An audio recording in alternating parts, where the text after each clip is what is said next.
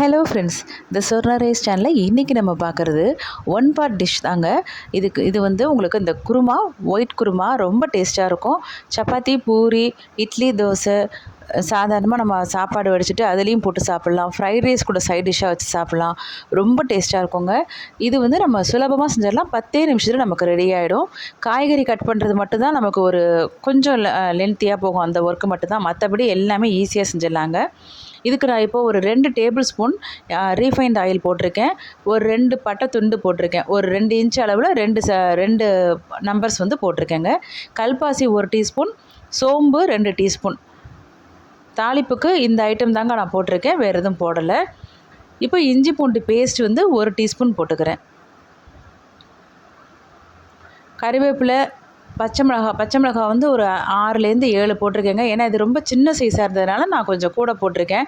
உங்கள் வீட்டில் நீங்கள் வாங்கின பச்சை மிளகா ரொம்ப பெருசாக இருக்குது, நீளமாக இருக்குது அப்படின்னாக்கா நம்ம அதுக்கேற்ற மாதிரி கொஞ்சம் அளவுகளை நீங்கள் குறைச்சிருங்க. ஆனால் நம்ம வந்து ரொம்ப காரம் வந்து போட போகிறதில்லைங்க தனியாக. இது மட்டும்தான் இதுக்கு காரமே.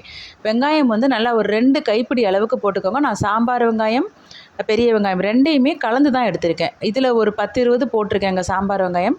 அதே மாதிரி பெரிய வெங்காயமில் ஒரு பெரிய வெங்காயம் நல்லா மீடியம் சைஸில் கட் பண்ணி போட்டிருக்கேன். இப்போ இதுக்கு தேவையான அளவு கல் உப்பு வந்து நான் போட்டிருக்கேங்க. தக்காளி வந்து மீடியம் சைஸ் தக்காளி நல்லா 2 போட்டிருக்கேன். இப்போ நமக்கு தேவையான காய்கறிகள் எல்லாமே போட்டுக்கலாங்க. நான் வந்து நூல்கோல், கேரட், உருளைக்கிழங்கு, பட்டாணி, காலிஃப்ளவர், பீன்ஸு எல்லாமே போட்டிருக்கேங்க. இது எல்லாமே நல்லா நீல வாக்கில் கட் பண்ணிவிட்டு போட்டிருக்கேன். இப்போ நம்ம ஏற்கனவே பச்சை மிளகா தான் போட்டிருக்கோம். இப்போ நம்ம அரைக்கிறதுக்கும் பச்சை மிளகா போட போகிறோங்க. நான் வந்து சின்னதாக இருக்கிறதுனால இப்போ ஒரு 2 பச்சை மிளகா போட்டிருக்கேன். ஒரு ஃபுல் மூடி வந்து தேங்காய் துருவல் அதையும் போட்டுட்டு 2 டீஸ்பூன் அளவுக்கு கசகசா போட்டுக்கிறேங்க. இது வந்து நம்ம அரைக்கிறதுக்காக தனியாக வந்து செய்கிறோம். இந்த கசகசாலாம் போடுறதுனால உங்களுக்கு டேஸ்ட்டும் நல்லா என்ஹான்ஸ் பண்ணி கொடுக்கும். அட் த சேம் டைம் நல்லா திக்னஸ் கிடைக்கும். அதுக்கு தான் நம்ம இது போடுறோம்.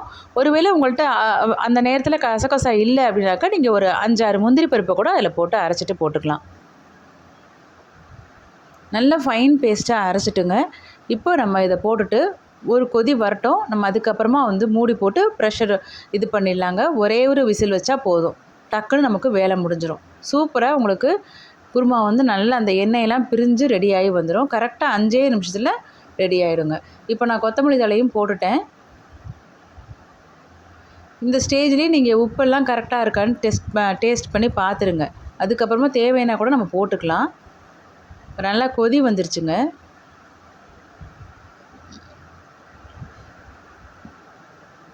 இந்த ஸ்டேஜில் நம்ம மூடி போட்டு ஒரே ஒரு விசில் விட்டிங்கன்னா போதும். சூப்பரான குருமா ரெடி ஆகிடுங்க.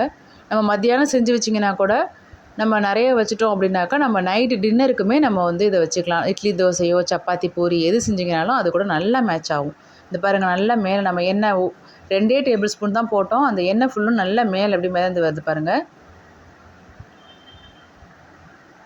உங்களுக்கு இந்த கன்சிஸ்டன்சி ஓகே அப்படின்னாக்கா நம்ம இதே மாதிரி வச்சுக்கலாங்க. அப்படி இல்லை இன்னும் கொஞ்சம் ஃப்ளோயியாக இருந்தால் நல்லாயிருக்கும் அப்படின்னு நினச்சிங்கன்னா கொஞ்சம் நீங்கள் தண்ணி சேர்த்து கொஞ்சம் கொதிக்க வச்சுக்கலாம்.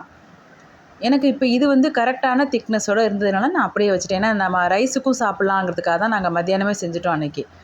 அப்புறம் நைட்டும் டின்னருக்கு அதே தான் வச்சு சப்பாத்தி போட்டு ரொம்ப சூப்பராக இருந்துச்சுங்க. நீங்களும் செஞ்சு பாருங்கள். பிடிச்சிருந்ததுன்னா நம்ம சேனலை சப்ஸ்கிரைப் பண்ணிக்கோங்க ஃப்ரெண்ட்ஸ். லைக் பண்ணுங்கள், ஷேர் பண்ணுங்கள், கமெண்ட்ஸ்லேயும் சொல்லுங்கள். ரொம்ப டேஸ்ட்டாக இருக்கும். செஞ்சு பாருங்கள். Bye friends.